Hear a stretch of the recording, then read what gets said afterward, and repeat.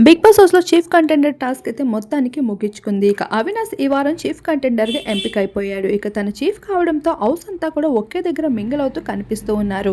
అయితే ఇక్కడ wild card versus OG అన్నట్లుగా ఏమాత్రం కనిపించట్లేదు. ఇక ఫ్యామిలీ వీక్ అయిపోయిన తర్వాతేనండి అందరూ గ్రూప్స్‌గా ఆడడం మానేసి ఇండివిడ్యువల్ గేమ్ అయితే స్టార్ట్ చేసినట్లు కనిపిస్తూ ఉన్నారు.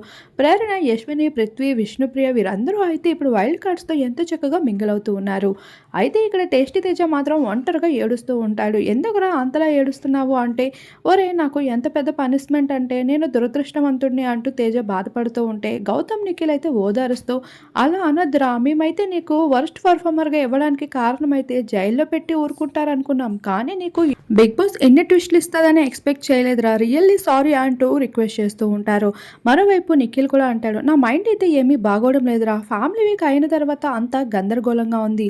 అయితే ఎందుకు దూరం అవుతున్నారో తెలీదు, దగ్గరవుతున్నారో తెలీదు. బయట ఏం జరుగుతుందో కూడా అర్థం కావడం లేదు అంటూ అయితే ఇప్పుడు యశ్వినితో దగ్గరగా ఉండాలా, దూరంగా ఉండాలో తెలియని నిఖిల్ అయితే యశ్విని మాత్రం నిఖిల్‌ని దూరం పెడుతూ కనిపిస్తూ ఉంది. ఈ భాగంగానే అయితే చాలా బాధపడుతూ నిఖిల్ అయితే బయట కావ్య ఏమనుకుంటుందా అని, లేదంటే కావ్య నిఖిల్ రిలేషన్ పాడవుతుందా అనే విషయంపై గందరగోళంగా ఎమోషనల్‌గా కనిపిస్తూ ఉన్నాడు నిఖిల్ ఇక్కడ.